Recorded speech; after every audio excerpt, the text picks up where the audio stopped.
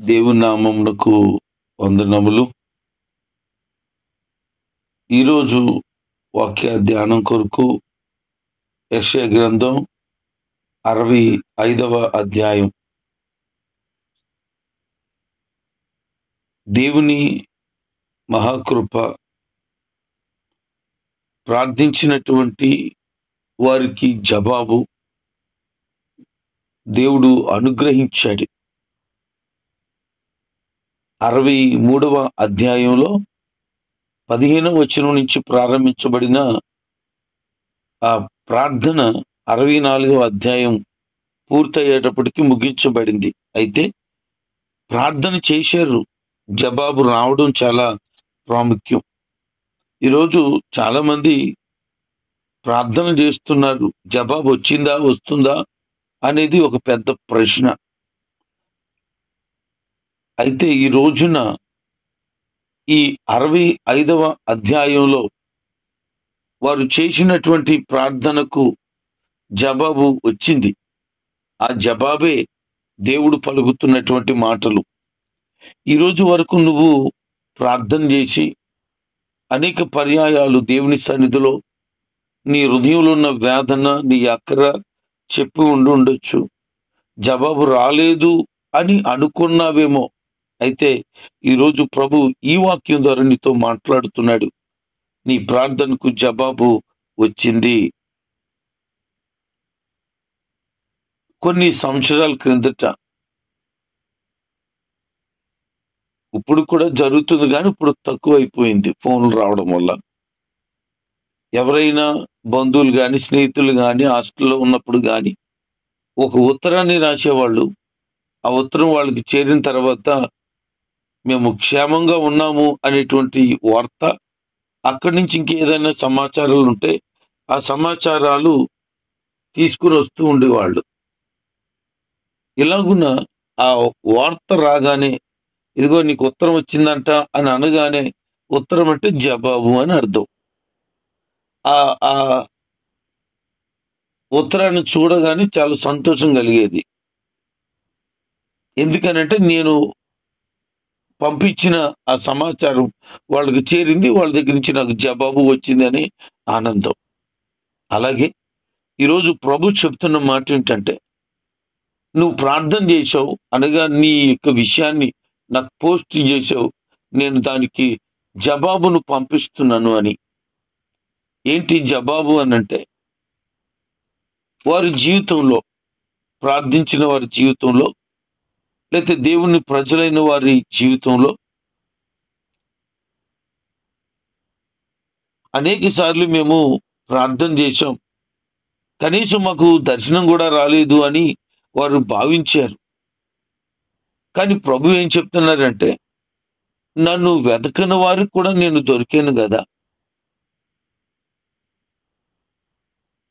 నేను వారికి జవాబు ఇచ్చాను కదా అని చెప్తూ, ఆ జవాబు ఏమంటున్నారనంటే, నేనున్నాను, ఇదిగో నేనున్నాను అని మాట్లాడుతున్నాడు. మేము క్షేమంగా ఉన్నాం, మీరు క్షేమంగా ఉన్నారని తలంచుచున్నాము అని రాసిన దాని అర్థం ఏంటంటే, వాళ్ళు ఇంకా బ్రతికే ఉన్నారు, ఓకే పర్వాలేదన్నమాట అనే ఒక ధైర్యం కలుగుతుంది. ఆ ధైర్యం ఎంత పెద్దది అనంటే, ఓకే మా వాళ్ళు అక్కడ క్షేమంగా ఉన్నారు అనే ఆ ధైర్యం, భరోసా చాలా గొప్పది. దానికంటే గొప్పది ఏంటి అనంటే, నువ్వు ఎవరికైతే విన్నవించుకున్నావో, ఎవరి దగ్గర నుంచి నువ్వు జవాబు రావాలి కావాలి అని ఆశించావో, ఆయన ఏమంటున్నారు అనంటే, ఆ దేవుడే నేనున్నాను, నేను లేననుకుని నువ్వు కంగారు పడిపోతున్నావు, జవాబు ఇవ్వలేదని నువ్వు కంగారు పడిపోతున్నావు, సహాయం రాలేదని నువ్వు ఆందోళన చెందుతున్నావు, నీ పరిస్థితి తీర్చిదిద్దబడలేదని నువ్వు ఏదో అనుకుంటున్నావు. నేను అంటున్నాను కదా, నేను ఉన్నాను. ఎప్పుడున్నాను నేను? ఉన్నవాడును అనువాడును అని చెప్పిన దేవుడు సర్వకాలాలలో ఉన్నాడు. ఎప్పుడు పిలిచినా అప్పుడు పలకడానికి ఉన్నాడు. ఏది అడిగినా అది ఇవ్వటానికి ఉన్నాడు. ఏది నీవు పొందుకోవాలని ఎదురు చూసినా దాన్ని ప్రభు అనుగ్రహించటానికి ఉన్నాడు.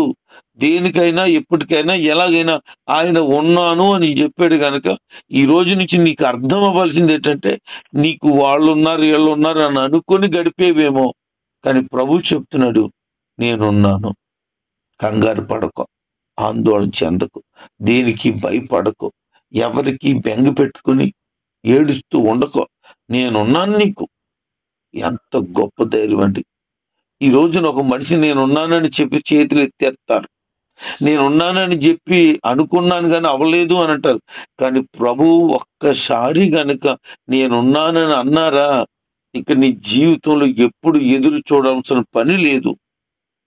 ఆ దేవుడే చెప్తున్నాడు, నీ ప్రార్థనకు జవాబు వచ్చింది, నేనున్నాను నీకు అని ధైర్యపరుస్తున్నాడు. అంటూ లోబడిని పిల్లల వైపు దినమంతా కూడా చేతులు చాస్తున్నాడు. నీ ఆలోచనలు అనుసరించి సొంత ఆలోచనలు చొప్పున నడుచుకోవడం బట్టి నువ్వు త్రోవ తప్పిపోయావు. నిజమే, ఈ రోజున చాలా మంది వాళ్ళు సొంత ఆలోచనలు చేసి త్రోవ తప్పిపోయి, సొంత ఆలోచనలు చేసి నష్టపోయి, అప్పుల పాలైపోయి తిప్పలు పడుతూ, వారి సొంత నిర్ణయాలతో కుటుంబాల్లో అసమాధానం తెచ్చుకుని, వారి యొక్క ఆలోచనలు చెడిపోయి ఈరోజు బాధపడుతున్న వారు ఉన్నారు. ప్రభు ఏం చెప్తున్నారంటే, నీ ఆలోచన చొప్పున నువ్వు నడుచుకున్నావు, త్రోవ తప్పిపోయావు. కాబట్టి నీ ఆలోచన ప్రకారంగా నువ్వు నడవడం కాదు, నేను ఆలోచన చెప్తాను రా అని ప్రభు మాట్లాడుతున్నాడు. ఈరోజు దేవుని మాట వినేవారు ఎవరైతే ఉన్నారో వారి జీవితాల్లో గొప్ప కార్యాలు చేస్తాడు. కొంతమంది అనుకున్నారట, మేము తోటల్లో అర్పణలు అర్పిస్తున్నాము, ఇటుకల మీద ధూపం వేస్తున్నాము అని అంటూ వాళ్ళు సమాధుల్లో కూర్చుని రహస్య స్థలాల్లో కూడుకొని పందిమాంసం తింటూ, అంటే అసహ్యమైనటువంటి వాటిని చేసుకుంటూ ఇప్పుడు కూడా వంటకాల్లో మునిగిపోతూ ఉన్నారట. అంటే విగ్రహ సంబంధమైన మనసుతో బ్రతుకుతున్నారు. వాళ్ళు ఏమనుకుంటున్నారంటే, ఇతరుల కంటే మేము నీతిమంతులమని భావిస్తున్నారు. వారు తోటల్లోనూ పర్వతాలలోనూ విగ్రహాలను నిలుపుకొని విగ్రహ ఆరాధన చేస్తున్నారు. ఈరోజు చాలా మంది క్రైస్తవులు అని పిలబడిన వారు కూడా నిన్న జరిగిన లేదా ఈరోజు జరుగుతున్న కార్యక్రమాల్లో మునిగిపోయి పుట్టింటికి వెళ్ళిపోయి, ఎందుకంటే పండగ అని పేరు చెప్పి వాళ్ళ ఇంటి దగ్గర గడిపి వాళ్ళని వండిన ఆ వంటకాలు తెచ్చుకొని తింటారు. ఆ కోళ్ళది కోస్తే ఈ సందర్భంగా దాన్ని కూడా హాయిగా భుజిస్తారు. ఇంటి ముందు చక్కగా ముగ్గులు వేసుకుంటూ ఒక పేడ ముద్ద మధ్యలో పెట్టి ఈ జరిగిన ఈ పండగ అనే సందర్భాన్ని వారింటికి కూడా ఆపాదించుకుంటారు. అలాగే క్రైస్తవులు కూడా ఉండడం చాలా విచారం. నిన్న రాత్రి ఒక ఊరికి ప్రార్థనకి వెళ్ళాను. ఆ పేటంతా క్రైస్తవులు, కానీ ఆ వీధంతా కూడా అద్భుతమైన రంగులతో ముగ్గులు, మధ్యలో పేడ ముద్దలు. చాలా బాధ ఇచ్చింది నాకు, చాలా బాధపడ్డాను. ఏంటి ప్రభువా, వీళ్ళందరూ క్రైస్తవులు కదా, మందిరానికి వెళ్తారు కదా, ఒక పెద్ద సంఘానికి విశ్వాసులు కదా, ఏంటి దౌర్భాగ్యం, ఏంటి అసహ్యం, ఏంటి ఆ వీధిలో ప్రభు నడుస్తాడా? ఆ వీధుల్లో ప్రభు వాళ్ళ ఇంటికి వెళ్ళగలుగుతాడా? ఏమైపోయారు వాళ్ళు?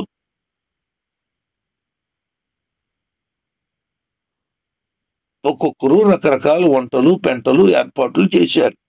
అసలు ఇది మనకి కాదు, తగనిది అని తెలియక విగ్రహ సంబంధమైన మనసుతో ఉన్నావు.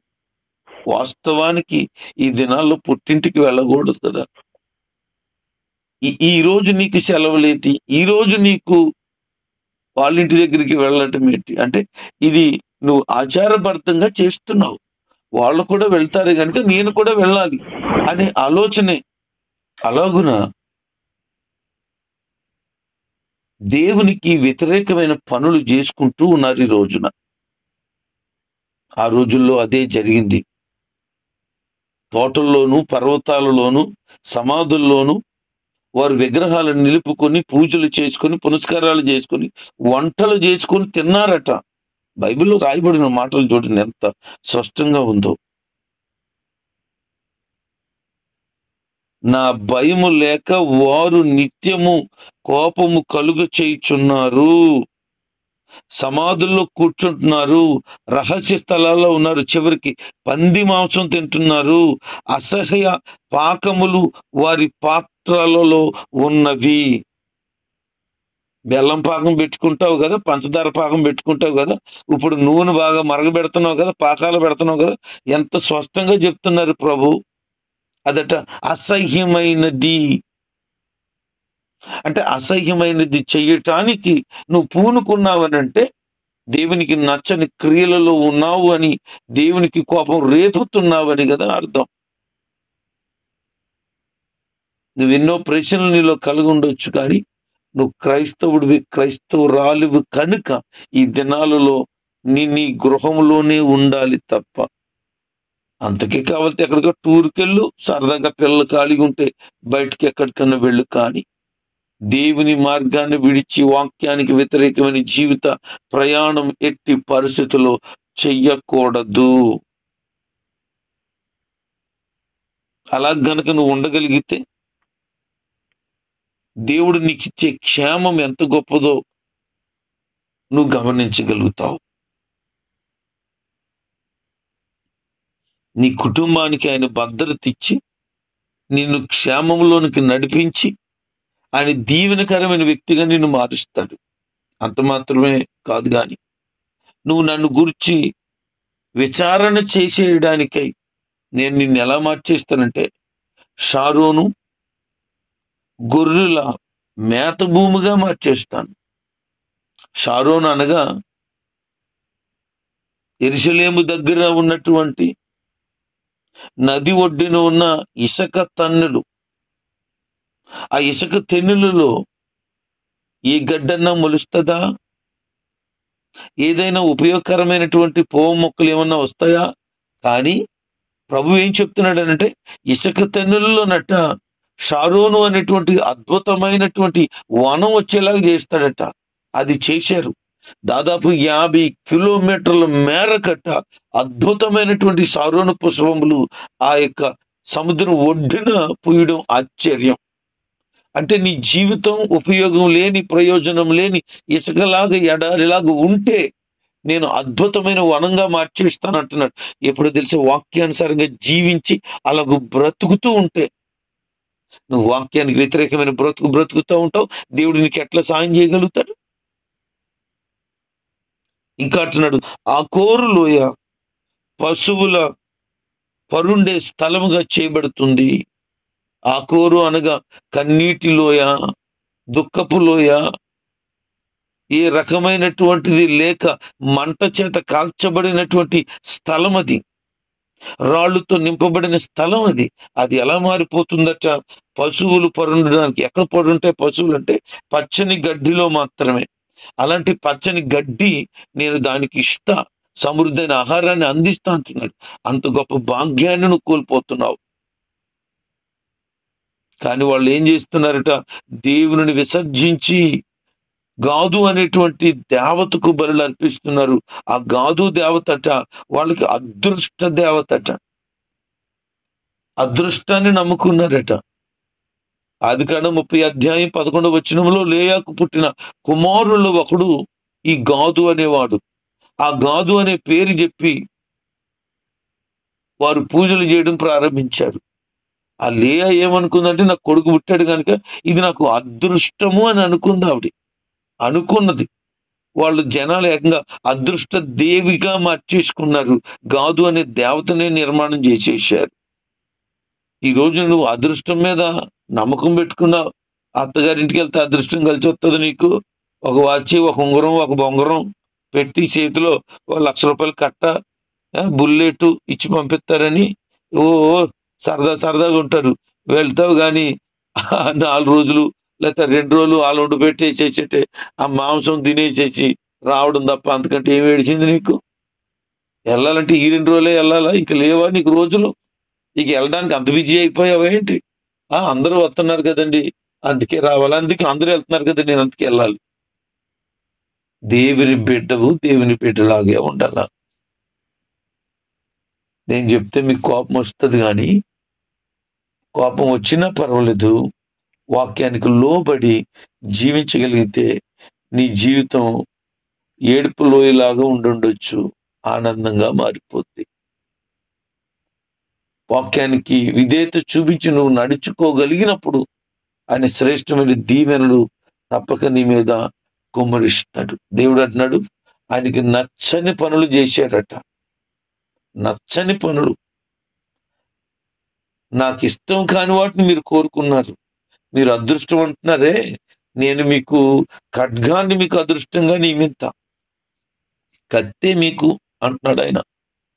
మీకు అర్థమవుతుందా? 12వ వచనంలో మాట కనబడుతుంది, నేను ఖడ్గమును మీకు అదృష్టంగా నియమిస్తాను. ఎందుకు?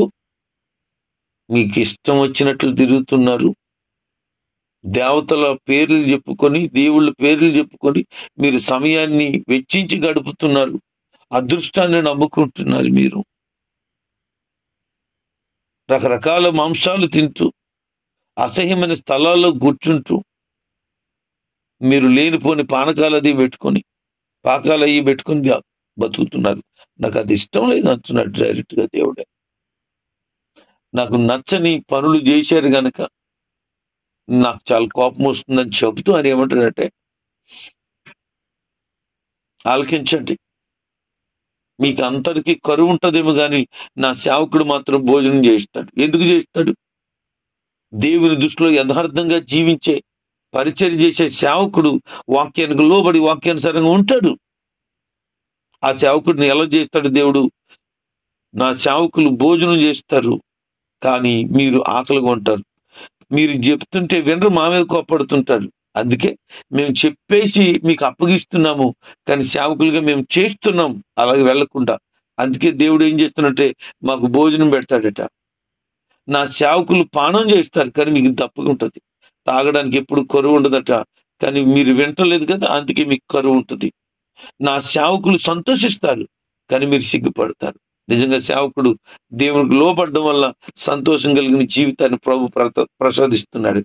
నా సేవకులు హృదయానందం చేత కేకలు వేస్తారట. అంటే ఎప్పుడు దేవునిలో ఉండడాన్ని బట్టి, దేవుని వాక్యానుసారంగా జీవించడాన్ని బట్టి వారు హృదయ ఆనందంతో నింపబడతారట. కానీ మీరు చింతాక్రాంతులు ఉంటారు, వెళ్తారు కానీ ఏడుతూ ఉంటారు, తెచ్చుకుంటారు కానీ ఇంకా బాధపడుతూనే ఉంటారు. ఎందుకు? లోబడరు, చెప్తే అర్థం చేసుకోరు, ఏయో కారణాలు చెప్తారు, వాక్యానికి విరుద్ధమైన బ్రతుకుతారు. దేవుడు తన సేవకునికి ఇచ్చే గొప్పతనం ఎంత గొప్పదో చూడండి. ఆయన ఇంకా అంటాడు, నా సేవకుని పేరు మార్చేస్తాను, నేను ఇంకా విలువ పెంచుతా. ఏమని చెప్తాడు దేవుడు అనంటే, యెరూషలేము గురించి చెప్తున్నాడు. 1:26 నమ్మకమైన నగరం అని. సేవకుడు కూడా అదే పేరు పెడతాడట, నమ్మకమైనోడని. ఎలాంటి పరిస్థితులు వచ్చినా, ఎలాంటి ప్రలోభాలు వచ్చినా లొంగిపోలేదు, లోబడిపోలేదు, వెళ్ళిపోలేదు, నిలబడిపోయాడు నా కోసం. నమ్మకమైన వాడు అంటాడట ఆయన. 60:14 ఎలా అంటది, యెహోవా నగరము అని. అంటే యెహోవా దేవునికి సంబంధించిన ప్రజలు వీళ్ళు అని చెప్తారట. అంటే దేవుని వారు అని పిలుచుకుంటాడట, నా వారు అని పిలుస్తాడట. ఎవరిని? సేవకుడిని. మరి నువ్వెందుకు అలా ఉండకూడదు? ఈ దినాల్లోనే కక్కుర్తి నీకు? వాక్యానుసారంగా ఎందుకు నువ్వు జీవించకూడదు? ముందు చెప్తే బాగుండు కదండి ఈ మాటలు అనంటే నీకు తెలియదు. వాక్యానికి విరుద్ధమైన పరిస్థితుల్లో నువ్వు వెళ్తున్నావని నీకు అర్థం కాలేదు.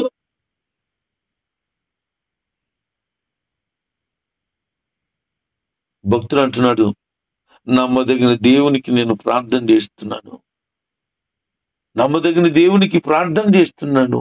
ఆ దేవుడు నా ప్రార్థనకి ఖచ్చితంగా నాకు జవాబు ఇస్తాడు. ఈరోజు నమ్ముతున్నావా? నీ ప్రార్థనకు దేవుడు జవాబు ఇవ్వటానికి ఆయన నమ్మదగిన దేవుడని. ఆయన తన ప్రజలకు అద్భుతమైన వాగ్దానాలు ఇస్తున్నాడు. ఆ వాగ్దానాలు వింటుంటే ఎంత ఆనందం కలుగుతుందో. మీరు కూడా వాక్యానుసారంగా జీవించేవారు అయితే ఈ వాగ్దానాలు మీకు స్వతంత్రించబడబోతూ ఉన్నాయి. కొంచెం శ్రద్ధగా వినగలరు. జనులు ఇల్లు కట్టుకొని వాటిలో కాపురం ఉంటారంటున్నారు. అంటే ఇల్లు లేని పరిస్థితుల్లో నువ్వు ఉండుంటే, కట్టుకుంటూ ఉంటే, నువ్వు ఇల్లు కట్టుకుని అందులో ఉండేటట్లుగా దేవుడు తన దీవెనలు నీకు ఇవ్వబోతున్నాడు. ద్రాక్ష తోటలు నాటించుకుని వాటి ఫలములు అనుభవింతురు అంటున్నాడు. అంటే నీకేదైతే ఫలభరితమైనటువంటి పరిస్థితి కావాలని ఆశపడుతున్నావో తప్పక వాటిని నీ సొంతం చేసుకుంటావు. నీ ఇంట్లో వేరొకరు ఉండరు, నువ్వు నాటిన మొక్కలకి వేరొకరు యజమానులుగా మారరు, కానీ దేవుడు నీకే సహాయము చేస్తాడు. నీ ఆయుష్కాలం ఎలా మారిపోద్దంటే వృక్ష ఆయుష్కాలం అంతగును. చూడండి, చెట్లు చచ్చిపోవు, చాలా కాలం బతుకుతాయి. అలాగే నువ్వు ఎక్కువ కాలం బ్రతుకుతావని దేవుడు మాట్లాడుతున్నాడు. దేవుడు ఏదైతే నీకు ప్రతిఫలం ఇవ్వాలనుకున్నాడు, ఆ ప్రతిఫలాన్ని పూర్తిగా నువ్వు అనుభవించేలాగా నీకు అనుగ్రహించటానికి ఇష్టపడుతున్నాడు. మీరు ప్రయాసపడితే ఇప్పటి వరకు వృధా అయిపోయింది అనుకున్నారే, మీ ప్రయాస ఎట్టి పరిస్థితులను వృధా అవ్వనే అవ్వదు. దేవుడు అంతగా మీ ప్రయాసను గుర్తించి మీకు సహాయం చేయబోతున్నాడు. ఆకస్మికంగా ఏ రకమైన ఇబ్బందిని కలగదు. దేవుని చేత ఆశీర్వదించబడిన వాడు గాను, నీ సంతానం ఆశీర్వదించబడిన వారు గాను ఉండబోతున్నారు. నువ్వు వేడు కొనకు మునిపే దేవుడు నీకు జవాబు ఇవ్వబోతున్నాడు. నువ్వు ప్రార్థన చేయడం ప్రారంభించినప్పుడే ఆయన నీకు జవాబు ఇచ్చేస్తాడు. అంత అద్భుతమైన వాగ్దానములను దేవుడు నీ పట్ల నెరవేర్చనై ఉన్నాడు. 1000 ఏళ్ల పరిపాలనలో జరిగేటువంటి గొప్ప విషయాన్ని ఇక్కడ ప్రస్తావన ఇస్తున్నాడు. సింహాలట ఎద్దువలే గడ్డి తింటాయట, తోడేళ్లు గొర్రె